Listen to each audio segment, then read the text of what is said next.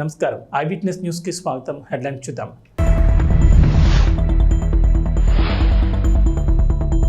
రేపటి నుంచి పార్లమెంట్ సమావేశాలు, 6 బిల్లులు రెడీ చేసిన కేంద్రం.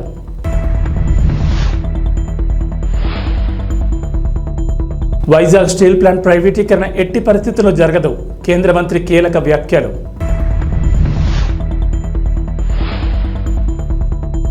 ఏపీ తెలంగాణలో భారీ వర్షాలు, ప్రజలకు హెచ్చరిక, పలు జిల్లాల్లో అత్యంత భారీ వర్షాలు.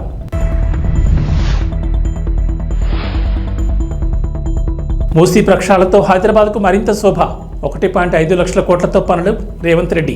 2 తెలుగు రాష్ట్రాల్లో వర్షాలు దంచుకొడుతున్నాయి. బంగాళాఖాతంలో ఏర్పడిన అల్పపీడనం వాయుగుండంగా మారడంతో వర్షాలు కురుస్తున్నాయి. కాగా నేడు కూడా ఏపీలో భారీ వర్షాలు ఛాన్స్ ఉందని అమరావతి వాతావరణ కేంద్ర అధికారులు వెల్లడించారు.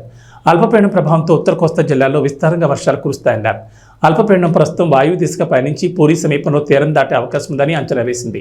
తీరం దాటిన తర్వాత వాయుగుండం క్రమంగా బలహీనపడుతుందని వెల్లడించింది. వాయుగుండం ప్రభావంతో ఉత్తర కోస్తాంధ్ర, దక్షిణ ఒడిశా జిల్లాల్లో భారీ నుంచి అతి భారీ వర్షాలు కురిసే అవకాశం ఉందని తెలిపారు. ముఖ్యంగా విజయనగరం, శ్రీకాకుళం, అల్లూరి, మన్యం, ఏలూరు, నంద్యాల, ప్రకాశం జిల్లాల్లో పిడుగులతో కూడిన వర్షాలు కురుస్తాయని వాతావరణ విభాగం తెలిపింది.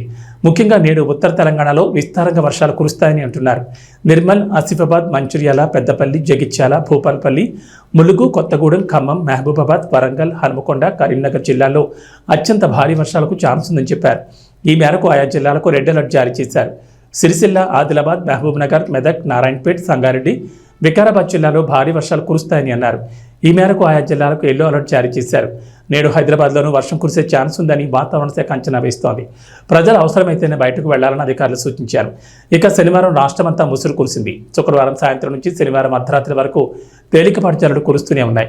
ఉమ్మడి నిజామాబాద్, వరంగల్, ఆదిలాబాద్ జిల్లాల్లో మాత్రం పలు చోట్ల భారీ వర్షాలు కురిశాయి. ఆయా జిల్లాల్లో స్థానికంగా ఉన్న వాగులు పొంగి పొర్లుతున్నాయి. అత్యధికంగా నిజామాబాద్ జిల్లా ముప్కాల్ మండలం వేంపల్లిలో 13.2 సెంటీమీటర్ల వర్షం కురిసినట్లు అధికారులు తెలిపారు. ఎగువన కురుస్తున్న వర్షాలకు భద్రాచలం వద్ద గోదావరి వరద నీటితో ఉధృతంగా ప్రవహిస్తోంది. ములుగు జిల్లా వాజేడు మండలం పేరూరు, ఏటూరు నాగారం వద్ద కూడా గోదావరి నది నీటి మట్టం పెరుగుతోంది. భూపాలపల్లి జిల్లా కాళేశ్వరం వద్ద గోదావరి, ప్రాణహిత నదుల్లోకి పెద్ద ఎత్తున వరద నీరు వచ్చి చేరుతోంది. దీంతో ఈ నదులు కూడా ఉధృతంగా ప్రవహిస్తున్నాయి.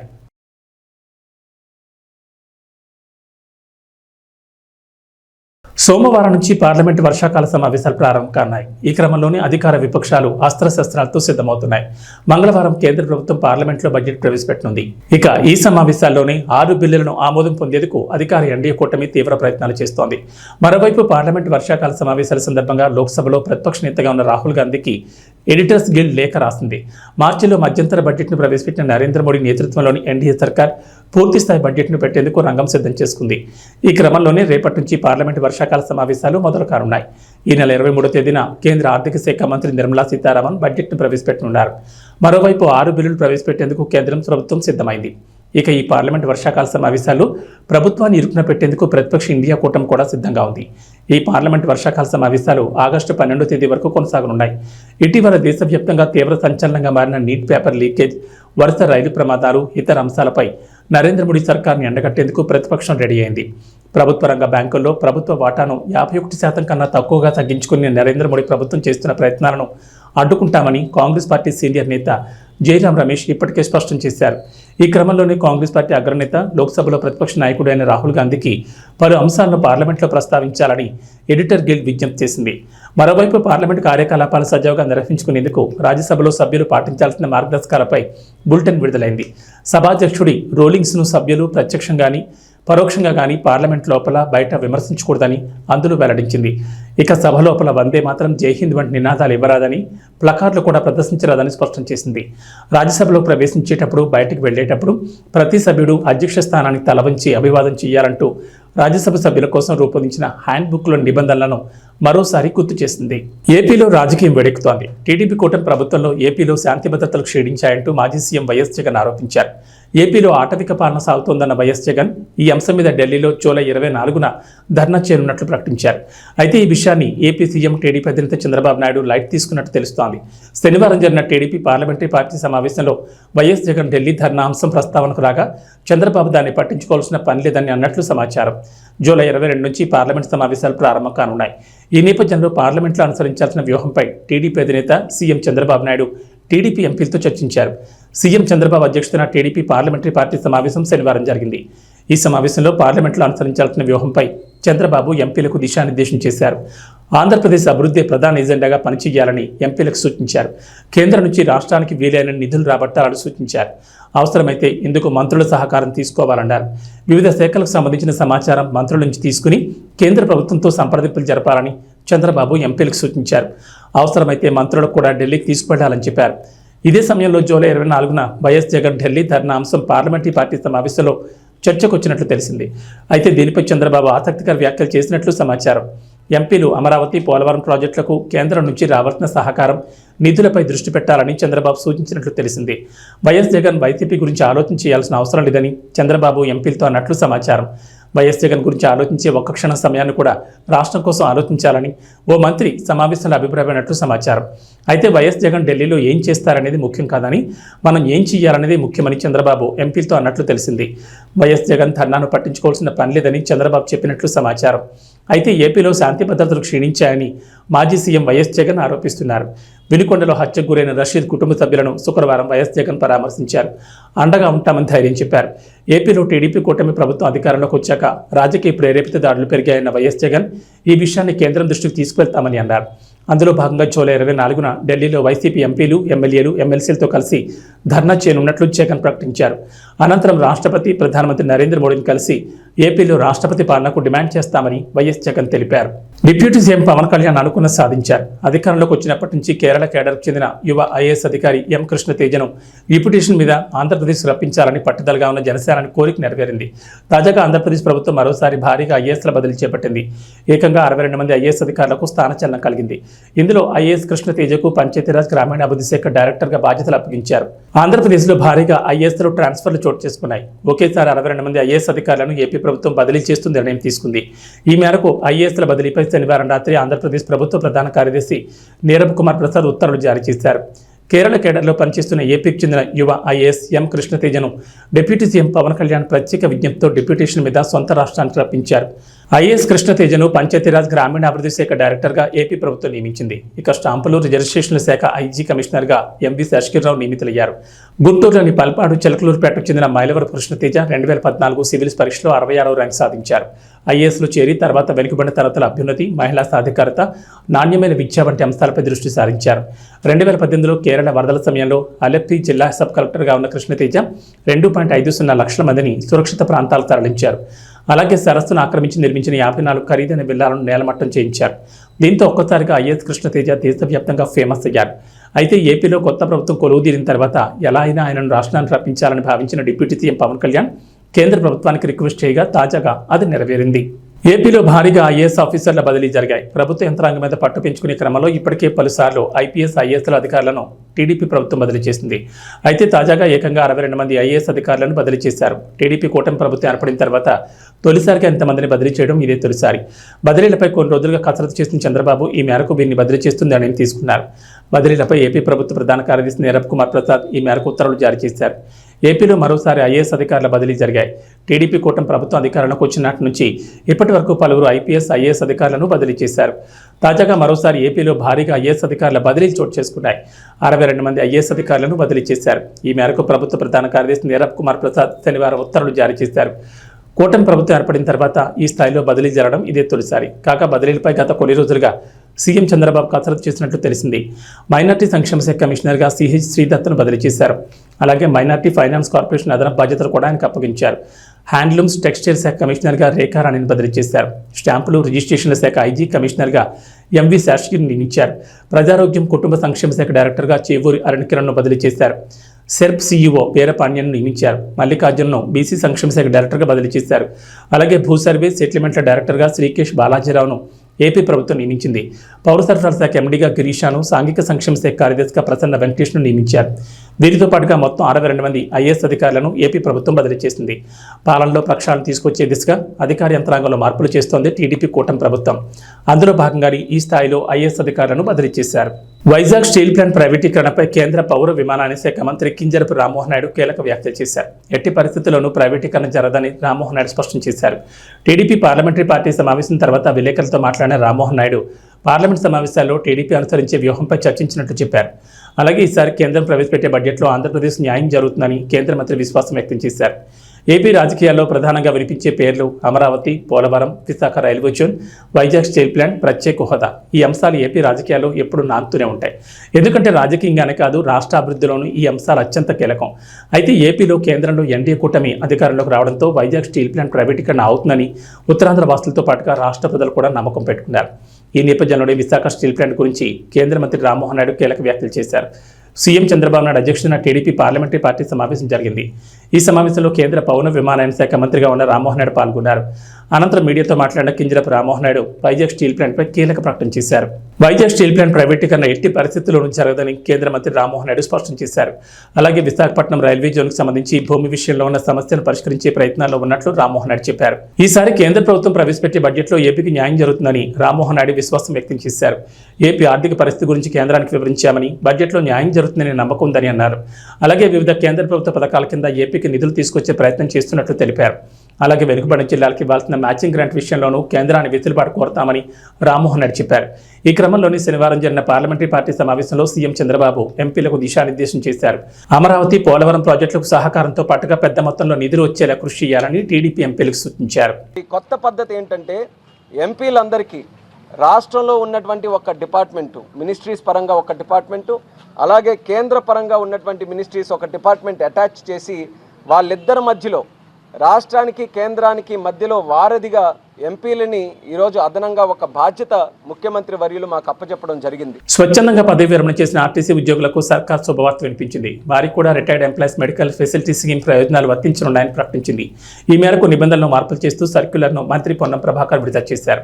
ఈ పథకం కింద సీలింగ్ ప్రకారం సభ్యత్వం పొందిన లబ్ధిదారులు జీవితకాలం వరకు 4 లక్షల మేర హెల్త్ ఇన్సూరెన్స్ వినియోగించుకునే అవకాశం ఉంది. పదవి విరమణ పొందిన ఆర్టీసీ ఉద్యోగులకు టీజీఎస్ ఆర్టీసీ యాజమాన్యం గుడ్ న్యూస్ వినిపించింది.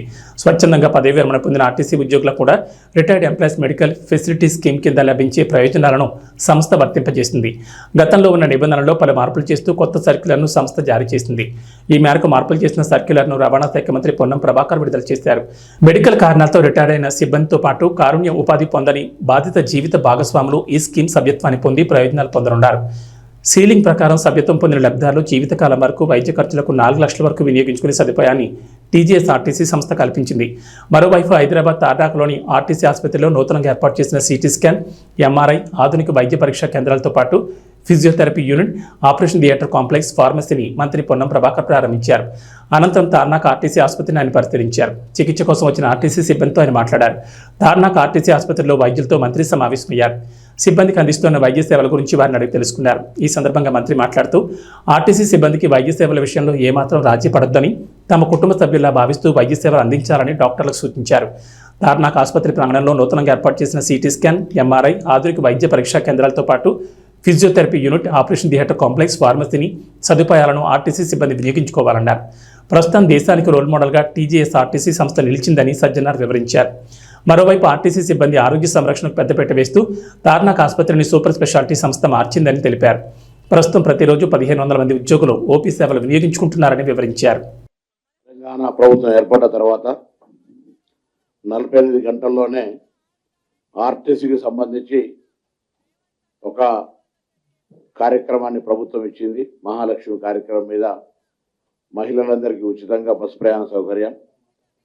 దాన్ని సంస్థ యాజమాన్యం, సిబ్బంది, ముఖ్యంగా డ్రైవర్లు, కండక్టర్లు ప్రభుత్వం నిర్దేశించినటువంటి ప్రకటించిన కార్యక్రమాన్ని అమలు చేసే విషయం లోపల 100% శ్రమపడి ఎన్ని ఇబ్బందులున్నా ప్రభుత్వ కార్యక్రమ విజయవంతం లోపల వాళ్ళ బాధ్యత నిర్వహించారు. ముఖ్యంగా వాళ్ళందరికీ కూడా హృదయపూర్వకంగా అభినందనలు తెలియజేస్తా ఉన్నాం. రాష్ట్ర ప్రభుత్వం తరఫున, సంస్థ తరఫున. సంస్థను ముందుకు తీసుకోవాలని అందరం కలిసి మాట మనం చేస్తూ, అందరం కూడా కలిసి గౌరవ పెద్దల యొక్క ఆదేశాల మేరకు 21% మరి ఫిట్మెంట్గా దాని యొక్క ఇచ్చేటువంటి ఒక కార్యక్రమం నిర్ణయం తీసుకోవడం జరిగింది. దానివల్ల ఆర్థిక భారంగా దాదాపు 35 కోట్ల పైన పర్ మంత్ భారం పడుతోంది. ఉదాహరణకు హైదరాబాద్లో 1.5 లక్షల కోట్లతో మూసి అభివృద్ధి చేస్తామని ముఖ్యమంత్రి రేవంత్ రెడ్డి తెలిపారు. ప్రపంచం నలుమూల నుంచి విశ్వనగరానికి పర్యాటకులు వచ్చేలా తీర్చిదిద్దామని అన్నారు. గోపన్పల్లి ఫ్లైఓవర్ను ప్రారంభించి ప్రసంగించిన సీఎం రేవంత్ రెడ్డి హైదరాబాద్ అభివృద్ధిపై కీలక వివరాలు తెలిపారు. హైడ్రా ద్వారా విపత్తుల సమయంలో సాయం అందించడంతో పాటు ఎప్పటికప్పుడు సమస్యలు పరిష్కరిస్తామని తెలిపారు. మూసీని థేమ్స్ తరహాలో అభివృద్ధి చేస్తామని సీఎం రేవంత్ రెడ్డి ఇప్పటికే చెప్పారు. మూసీ అభివృద్ధికి సంపూర్ణ ప్రణాళికలు సిద్ధం చేశామని ముఖ్యమంత్రి చెప్పారు. మూసీని చూడగానే ప్రజాప్రభుత్వం గుర్తొచ్చేలా తీర్చిదిద్దామన్నారు. రాబోయే 5 ఏళ్లలో ప్రపంచం నలుమూలల నుంచి పర్యాటకులు మూసీని సందర్శించేలా అభివృద్ధి చేస్తామని చెప్పారు. హైదరాబాద్ అభివృద్ధిలో భాగంగా మూసీ రివర్ ఫ్రంట్ డెవలప్మెంట్కు తమ ప్రభుత్వం కృత నిశ్చయంతో ఉందని సీఎం అన్నారు. ఇందుకోసం త్వరలోనే ప్రణాళికలు సిద్ధం చేసి 1.5 లక్షల కోట్లతో పనులకు శ్రీకారం చుడతామని ముఖ్యమంత్రి చెప్పారు. మూసీ అభివృద్ధికి సంపూర్ణ ప్రణాళికలు సిద్ధం చేశామని ముఖ్యమంత్రి చెప్పారు. మూసీని చూడగానే ప్రజాప్రభుత్వం గుర్తొచ్చేలా తీర్చిదిద్దామన్నారు. రానున్న 5 ఏళ్లలో ప్రపంచ నలుమూల నుంచి పర్యాటకులు మూసీని సందర్శించేలా అభివృద్ధి చేస్తామని చెప్పారు. అందుకే ఇంకా వేగంగా ఈ అభివృద్ధిని ముందుకు తీసుకెళ్లాలని ఇవాళ మూసీని మనం అందరం చాలామంది మూసీ అంటే ముక్కు మూసుకునే పరిస్థితి ఉంది. కానీ రాబోయే 5 ఏళ్ల లోపల మూసీ చూడడానికి ప్రపంచం నలుమూలల నుంచి విదేశీ నుంచి కూడా పర్యాటకులు వచ్చి మూసీని చూసే విధంగా మూసీ ప్రాంతంలో 24 గంటలు వ్యాపారం చేసుకునే విధంగా మూసీ పరివాహక ప్రాంతంలో ఐటీ కంపెనీల ఐటీ టవర్లు పెంచే విధంగా లండన్ ఐకానిక్ ఏదైతే ఉన్నదో అట్లాంటి అభివృద్ధిని చేసే విధంగా ఇవాళ మూసీని అభివృద్ధి చేయడానికి సంపూర్ణమైన ప్రణాళికలను మన ప్రభుత్వం రచించింది. ఇవాళ హైటెక్ సిటీ చూస్తే ఒక ముఖ్యమంత్రి గుర్తొస్తాడు, ఐటీ లేకపోతే అంతర్జాతీయ ఎయిర్పోర్ట్ ఔటర్ రింగ్ రోడ్డు చూస్తే ఇంకొక ముఖ్యమంత్రి ఇంకొక ప్రభుత్వం గుర్తొస్తుంది. కానీ ఈనాడు మన ప్రభుత్వం ప్రజాప్రభుత్వం మూసీ అభివృద్ధిని చూస్తేనే ప్రజాప్రభుత్వం గుర్తొచ్చే విధంగా ఈరోజు మూసీని మనం అభివృద్ధి చేసుకుంటాం. అదేవిధంగా తొందరలోనే రీజనల్ రింగ్ రోడ్డు పనులను ఏర్పాటు చేసుకొని ఔటర్ రింగ్ రోడ్డు నుంచి రీజనల్ రింగ్ రోడ్డు వరకు అన్ని రేడియల్ రోడ్స్ను అభివృద్ధి చేసి మన నగరాన్ని ఇంకా విస్తరించే విధంగా ఇవాళ హైదరాబాద్ ఔటర్ రింగ్ రోడ్డు లోపల హైదరాబాద్ కోర్ అర్బన్ ఏరియా కింద ఇవాళ మనం అభివృద్ధి ప్రణాళికలు రచించినాం.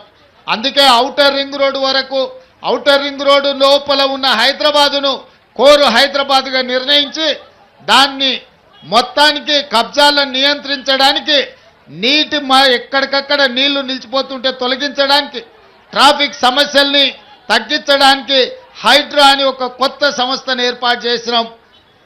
ఔటర్ రింగ్ రోడ్డు నుంచి రీజనల్ రింగ్ రోడ్డు మధ్యలో సెమీ అర్బన్ అంటే పెరి అర్బన్ కింద ఇతర ప్రాంతాలను అభివృద్ధి చేసి ఫార్మా క్లస్టర్స్ను అదేవిధంగా శాటిలైట్ టౌన్షిప్లను అభివృద్ధి చేసి ఈరోజు నగరాన్ని విస్తరించడానికి కావాల్సిన ప్రణాళికలు సిద్ధం చేస్తున్నాం. మీరందరి సహకారం ఉండాలి, అభివృద్ధిలో మీరు భాగస్వాములు కావాలి. అందుకే ఇంకా వేగంగా ఈ అభివృద్ధిని ముందుకు తీసుకెళ్లాలని ఇవాళ మూసీని మనం అందరం చాలామంది మూసీ అంటే ముక్కు మూసుకునే పరిస్థితి ఉంది. కానీ రాబోయే 5 ఏళ్ల లోపల మూసీ చూడడానికి ప్రపంచం నలుమూలల నుంచి విదేశీ నుంచి కూడా పర్యాటకులు వచ్చి మూసీని చూసే విధంగా మూసీ ప్రాంతంలో 24 గంటలు వ్యాపారం చేసుకునే విధంగా మూసీ పరివాహక ప్రాంతంలో ఐటీ కంపెనీల ఐటీ టవర్లు పెంచే విధంగా లండన్ ఐకానిక్ ఏదైతే ఉన్నదో అట్లాంటి అభివృద్ధిని చేసే విధంగా మాస్ మహారాజా రవితేజ హరిశంకర్ కాంబోలో తెరకెక్కుతున్న మిస్టర్ బచ్చన్ షూటింగ్ ఇప్పటికే చాలా వరకు పూర్తయింది. తాజాగా ఈ చిత్రం రిలీజ్ డేట్ పై క్లారిటీ వచ్చింది. అక్టోబర్ 10న ఈ చిత్రాన్ని రిలీజ్ చేసేందుకు మేకర్స్ ప్రయత్నిస్తున్నారంటూ వార్తలు వచ్చిన సంగతి తెలిసిందే. అయితే తాజాగా అంతకంటే ముందే ఆగస్టు నెలలో సినిమాను రిలీజ్ చేయాలని డిసైడ్ అయ్యారట. మరి ఈ సినిమా ఏ రోజు రిలీజ్ అయ్యే అవకాశం ఉందంటే మాస్ మహారాజా రవితేజతో దర్శకుడు హరిశంకర్ తీస్తున్న హ్యాట్రిక్ చిత్రం మిస్టర్ బచ్చన్. ఈ cinema Bollywood hero Ajay Devgan super hit రైడ్కి రీమేక్ అన్న సంగతి తెలిసిందే. ప్రస్తుతం మేకర్స్ సినిమా పోస్ట్ ప్రొడక్షన్ పనిలో బిజీగా ఉన్నారు. ఇప్పటికే రిలీజ్ చేసిన ఫస్ట్ సింగిల్కి అదిరిపోయే రెస్పాన్స్ వచ్చింది. అయితే తాజాగా బజ్ ప్రకారం ఈ సినిమాను ఆగస్టు నెలలోనే రిలీజ్ చేసేందుకు ప్లాన్ చేస్తున్నారట. ఆగస్టు 14న మిస్టర్ బచ్చన్ ప్రేక్షకుల ముందుకు వచ్చే అవకాశం ఉంది.